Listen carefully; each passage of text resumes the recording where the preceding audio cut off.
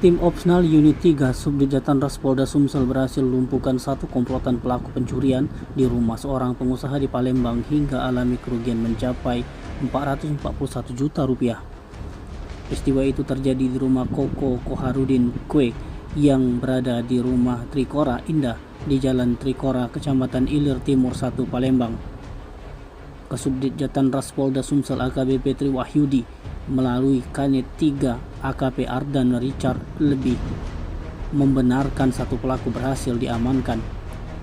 Satu pelaku yang diamankan itu adalah Irsan Fahre, warga Jalan DI Panjaitan, lorong Masjid Jami Pelaju, Palembang. Irsan diringkus petugas saat keluar dari hotel yang berada di Jalan Lingkar 1, Kelurahan 9 Ilir, Kecamatan Ilir Timur 2, Palembang. Dikatakan Ardan menjelaskan kronologi saat kejadian saat korban yang baru tiba di depan rumahnya terkejut dengan adanya 3 orang asing keluar dari rumahnya dan masuk ke dalam mobil Innova berwarna abu-abu langsung kabur.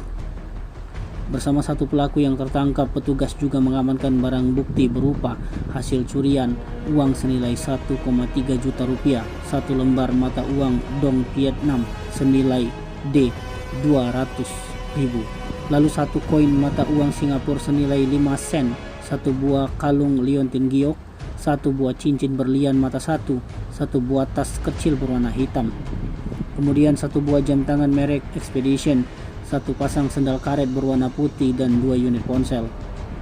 Pelaku merupakan residivis dan dijerat dengan pasal 363 KUHP tentang pencurian dengan pemberatan, dan 2 pelaku lainnya tengah diburu. Tim Liputan Sumsel Update TV melaporkan.